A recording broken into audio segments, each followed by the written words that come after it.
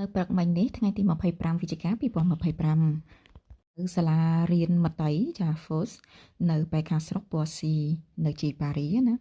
មីប្រុសម្នាក់អាយុ3ឆ្នាំចាថ្នាក់ Maternelle ថ្នាក់ដំបូងបានបាត់បង់ជីវិតដោយគេជួយសង្គ្រោះមកភ្លាមៗដែរប៉ុន្តែគឺមិនទាន់ចាដោយសារតែក្មេងហ្នឹងគឺ Kaiser Dasma និយាយទៅគឺដូចជាកើត hurt ចឹងណាបងប្អូនគឺធ្វើទុកភ្លាមៗតែម្ដងគួរឲ្យអាណិតមែនតែនព្រោះកំពុងតែលេងនៅក្នុងថ្នាក់មត្តេយ្យចឹងណាហើយក៏បានដូចរៀងអត់ស្រួលខ្លួនហើយរកខ្យល់ដង្ហើមតែម្ដងខាងសាលារៀនគេហៅផ្នែកខាងសង្គ្រោះបន្ទាន់ផងគេហៅខាង SMER ផងដែលមានពេទ្យនៅខាងក្នុងនឹងតែម្ដងណា